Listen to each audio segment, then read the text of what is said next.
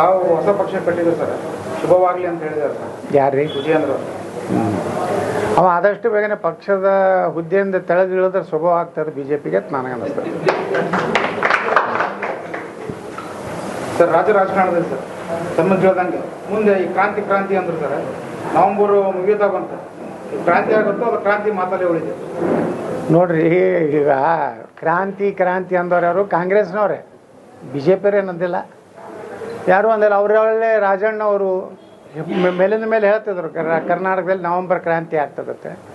ಈಗ ನಡೆದೈತಲ್ರಿ, ಕ್ರಾಂತಿನೇ ನಡೆದೈತೆ. ಈಗ ಸಿದ್ದರಾಮಯ್ಯನವರು, ನಮ್ಮ ಡಿ ಕೆ ಶಿವಕುಮಾರ್ ಇವರೆಲ್ಲ ಇದು ನಡೆದಿದ್ದು, ಇದು ಒಂದು ರೀತಿ ಕ್ರಾಂತಿ ಅಲ್ಲ. ಇದು ಅವ್ರ ಪಕ್ಷದಲ್ಲಿ ದಂಗೆ ಎದ್ದಿದೆ. ಕ್ರಾಂತಿ ಅಂದ್ರೇನು? ಸಮಾಜದಲ್ಲಿ ಬಸವಣ್ಣವ್ರು ಮಾಡಿದ್ರು ಅದು ಕ್ರಾಂತಿ, ಡಿ ಕೆ ಶಿವಕುಮಾರ್ ಮಾಡಿದ್ರು ಕ್ರಾಂತಿ ಅಲ್ಲ, ಅದು ವಾಂತಿ. ತಾವು ಹೊಸ ಪಕ್ಷ ಕಟ್ಟಿದ್ರು ಸರ್, ಶುಭವಾಗಲಿ ಅಂತ ಹೇಳಿದ್ದಾರೆ ಸರ್. ಯಾರ್ರೀ? ವಿಜಯೇಂದ್ರ. ಅವ ಆದಷ್ಟು ಬೇಗನೆ ಪಕ್ಷದ ಹುದ್ದೆಯಿಂದ ತೆಳೆದಿಳಿದ್ರೆ ಶುಭವಾಗ್ತದೆ ಬಿಜೆಪಿಗೆ ಅಂತ ನನಗೆ ಅನ್ನಿಸ್ತದೆ.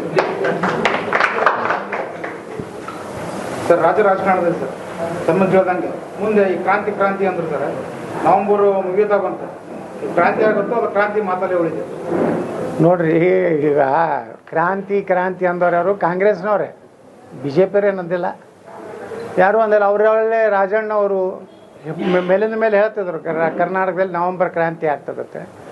ಈಗ ನಡೆದೈತಲ್ರಿ, ಕ್ರಾಂತಿನೇ ನಡೆದೈತೆ. ಈಗ ಸಿದ್ದರಾಮಯ್ಯನವರು, ನಮ್ಮ ಡಿ ಕೆ ಶಿವಕುಮಾರ್ ಇವರೆಲ್ಲ ಇದು ನಡೆದಿದ್ದು, ಇದು ಒಂದು ರೀತಿ ಕ್ರಾಂತಿ ಅಲ್ಲ.